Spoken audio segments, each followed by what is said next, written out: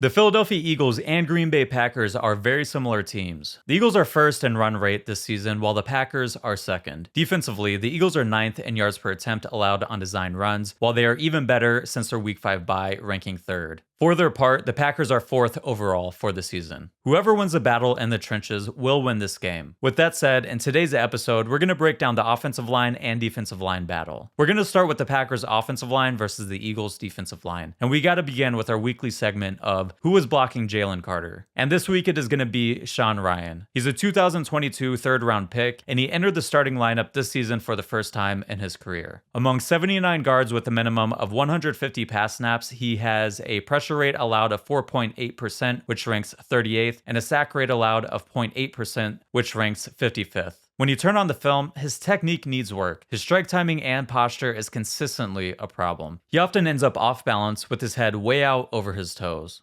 Let's look at a few plays to explain what I mean. Packers left tackle Rasheed Walker does an excellent job with his pad level, posture, and strike timing. As the defensive end approaches and tries to use a Euro step to get Walker to bite inside and open up space to capture the edge, pay attention to his pad level and posture. He does an awesome job sinking into his hips, knees, and ankles. This is a great athletic position. With his power angles loaded, he's able to quickly change direction with the pass rusher. His posture and strike timing is important too. From the wide view, we can see him maintain good balance, not too far over his toes and not too far back in his stance. His head is in line with his knees and toes. Again, this allows him the ability to load up and spring back outside with the rusher. His strike timing is good. He's not striking too early, which can often cause posture issues. Rather, he's waiting for the right moment to aggressively place his hands on the pass rusher and runs him up the pocket.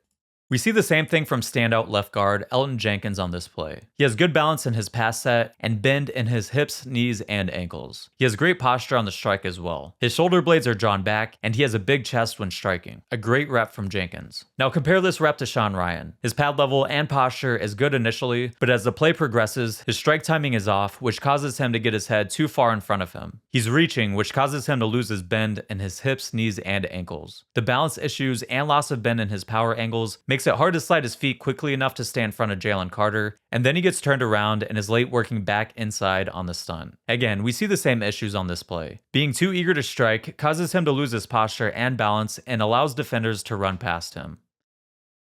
He also has issues with set points off the snap. If defensive tackles are inside of him, he often jump sets and gets beat outside. And if defensive tackles are outside of him, he often oversets and gets beat inside. Jalen Carter should be able to generate pressure against Rhyan. I do expect the Packers will try to slide the line to Carter's side on the majority of second and long and third down situations, especially when you look at Elgton Jenkins at left guard. He has a pressure rate allowed of 2.8% this season, which ranks 8th, and a sack rate of 0.2%, which ranks 17th. It's going to be important that Fangio tries to use pressures, stunts, and line movements to get Carter some one-on-one opportunities. If the Packers continually try to slide to Jalen Carter, they can use different pressure packages to get some one-on-one opportunities. First of all, if the line continually slides to Jalen Carter, sending pressures opposite of the slide can generate unblocked rushes for other defenders, or at least keep it back into block, which is a win for the defense. But some of the Eagles' pressures are dictated by the opponent's formation. Here the Eagles are running a weak side pressure, but notice how the blitz from the linebacker and slant from Jalen Carter gets him a one-on-one rush against the center. The Eagles can also use certain fronts pre-snap. Here we see the Eagles use a load front with 3 defensive linemen on one side of the center with Zach Bond walked up on the opposite guard. This often gets the offensive line to check into a man protection scheme where each offensive lineman blocks the man in front of him. Here, the Eagles use Jalen Carter's gravity on a stunt to generate an unblocked pressure for Moro Ojema.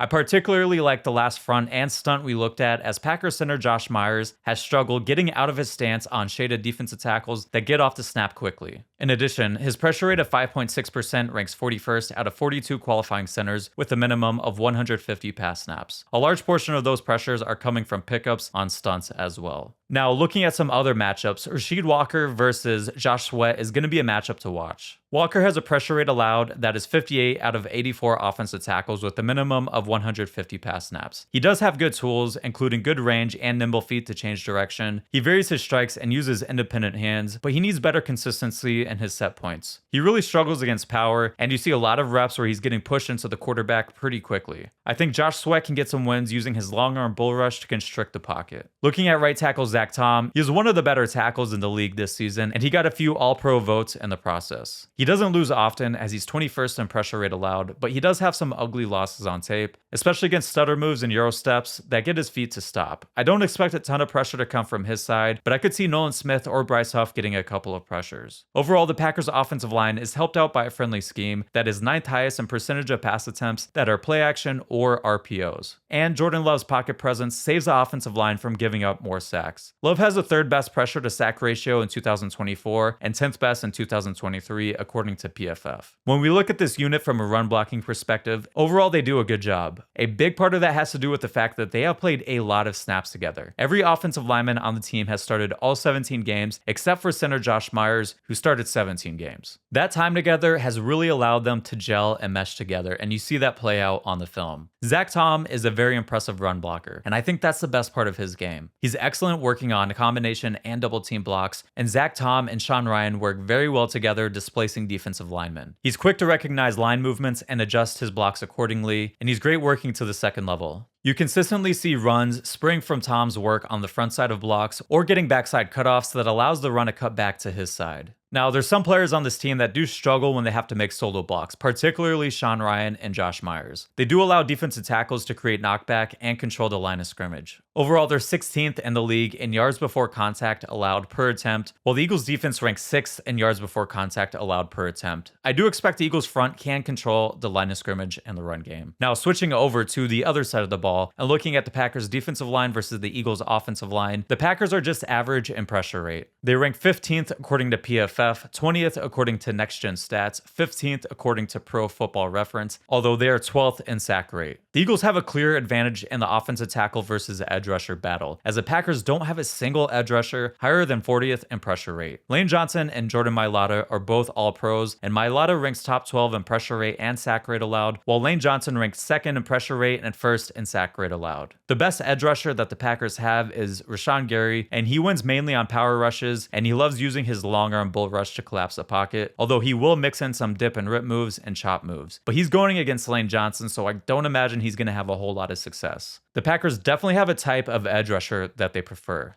They like big edge rushers that can collapse the pocket and set the edge in the run game. Rashawn Gary and Lucas Van Ness are both over 270 pounds, while Kingsley and Egbare is over 255 pounds. They don't get a ton of pressure, but they do constrict the pocket. Now, I do think the matchup to watch is Devonte Wyatt versus the Eagles' interior offensive line. He will rotate over both guards, so there's not one particular matchup to watch, but Mekhi Becton and Landon Dickerson both rank in the bottom half of guards and pressure rate allowed this season, while Cam Jurgens has been a much better run blocker than in pass pro, as he ranks 38th out of 42 centers in pressure rate allowed. Devonte Wyatt, for his part, ranks 4th among 109 interior defensive linemen with a minimum of 150 pass rush snaps with a pressure rate of 13.5%, and his pass rush win rate of 13.1% is 10th. He does a good job winning with chop and club moves, and he recognizes where he has space to attack. On jump sets, he has a powerful club move to work outside of the shoulder of guards, and if you overset, he will use a variety of inside counters. He's able to use power to collapse the pocket as well, and at times, the 6'8"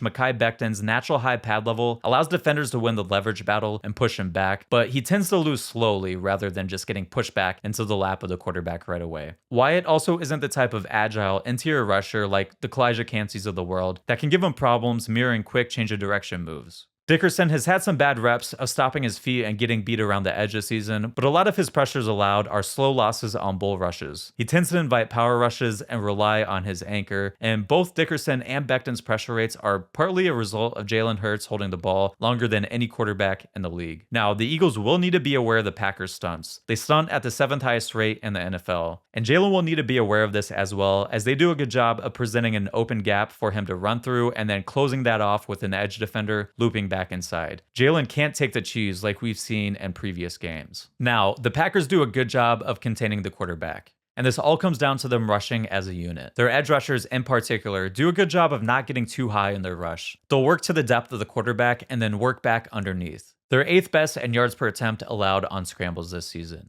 Now, looking at this defensive line and the run game, this is going to be one to watch. The Packers' defensive line is ultra aggressive, attacking upfield off the snap. The Packers hit ball carriers behind the line of scrimmage on just under 49% of designed runs, which is the 4th highest rate in the NFL. They're also 3rd in the NFL in yards before contact allowed per attempt, and they're aggressive shooting gaps. They don't care if they get reached on zone runs. What they really want to do is create knockback and force the running back off of their path. They'll also use line movement to slant across the face of offensive linemen. I will look for the Eagles to take advantage of their aggressiveness with trap plays and pin and pull runs to the edge. Now, that will be it for today's episode, but let me know in the comments, what do you think will be the key for an Eagles victory on Sunday?